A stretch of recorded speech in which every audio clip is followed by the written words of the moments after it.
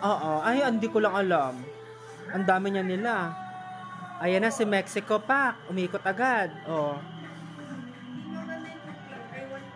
Kaya nga. Dapat iba-iba naman. Siguro, okay na kahit hindi nila i-advance to ng top, top 30 eh. Okay na to sa top 30 eh. Pero kasi si Rahul ang papasok niya to.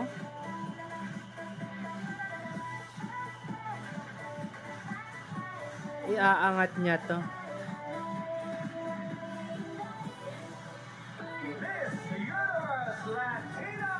Lakas ng laban nito, oh. Pero hindi naman gets ba't ka po mag-uwi sila ng Latina? Kaya nga, nag-merge lahat ng mga Latina.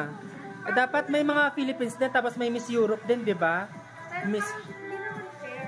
Kaya nga. Kasi nag-ano din mga ibang Latina, tapos sinerd mo kayo. So, ano yun? Parang pampadagdag. Like,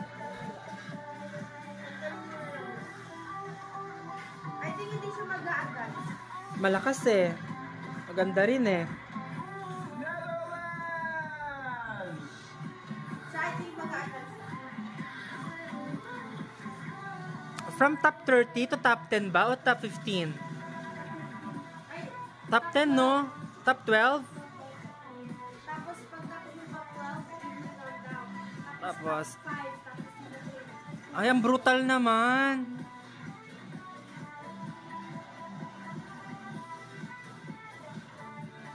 Parang ang tagal ng... Ay, tikita ng singit, oh. Yung nga yung nasasabi ko yung pag-uwi Oo.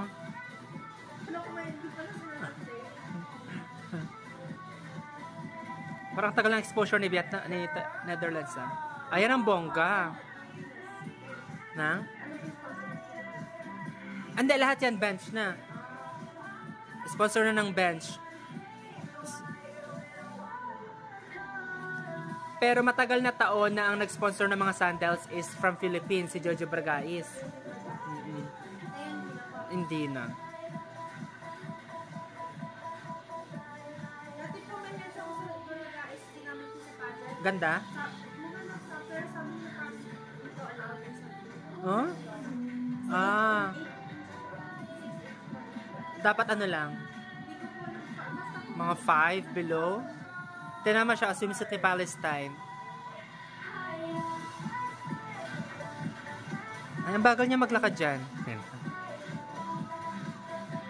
Maganda na 20, I hope yung Oo. Pero pasok yan sa Miss Earth, top 4.